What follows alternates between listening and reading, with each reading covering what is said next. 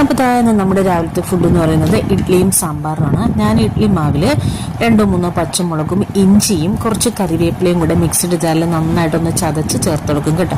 ആവശ്യത്തിനുള്ള ഉപ്പും കൂടെ ചേർത്തതുപോലെ നന്നായിട്ടൊന്ന് മിക്സ് ചെയ്തിട്ട് ഞാൻ കുഴിയിൽ എണ്ണ തേച്ചിട്ടാട്ടോ ഒഴിക്കുന്നത്. അപ്പോൾ എടുക്കാൻ കുറച്ച് എളുപ്പമായിരിക്കും.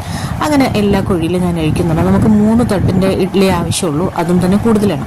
നമ്മൾ രാവിലെ എന്തൊക്കെ ഫുഡ് ഉണ്ടാക്കിയാലും നമ്മൾ ഇഡ്ഡലി സാമ്പാർ, ദോശ സാമ്പാർ, ചട്നി എന്നൊക്കെ പറയുന്ന പോലെ വേറെ ഒരു ബ്രേക്ക്ഫാസ്റ്റും വരത്തില്ല അല്ലേ. ഇതിൻ്റെ ഇടയിൽ തന്നെ ഞാൻ പരിപ്പും ചീനമരക്കയും കൂടെ മഞ്ഞപ്പൊടിയും ചേർത്ത് വേവിച്ചിട്ടുണ്ടായിരുന്നു. അപ്പോൾ അതിൽ ഞാൻ മലക്കറിയും കൂടെ ചേർത്തെടുത്തിട്ടുണ്ട്. അപ്പോൾ അതേ ഇഡ്ഡലിയൊക്കെ റെഡി ആയിട്ടുണ്ട്. അപ്പോൾ ഞാൻ ഓരോ തട്ടായിട്ട് പുറക്കി താഴെ വയ്ക്കുന്നുണ്ട് തണുക്കാൻ വേണ്ടിയിട്ട്. തണുത്ത് വെച്ചിട്ട് നമുക്ക് സ്പൂൺ കൊണ്ട് തന്നെ എടുക്കാൻ കേട്ടോ. വളരെ ഈസിയാണ്. നല്ല സോഫ്റ്റ് ഇഡ്ഡലിയാണ് കേട്ടോ. ഞാൻ കാണിച്ചു തരാം. ഏതാ കണ്ടില്ല, നല്ല പഞ്ഞി പോലത്തെ സോഫ്റ്റ് ഇഡ്ഡലി. ഇത് അതിനിടയ്ക്ക് ഞാൻ സാമ്പാറും കൂടി താളിച്ചൊഴിച്ചു. അപ്പോൾ ഇനി നമ്മൾ കഴിക്കാൻ പോവുകയാണ് ഇഡ്ഡലി സാമ്പാറും. ആസ് യൂഷ്വൽ എപ്പോഴും ഉള്ളതുപോലെ മുട്ടയും. നല്ല അടിപൊളിയാണ്.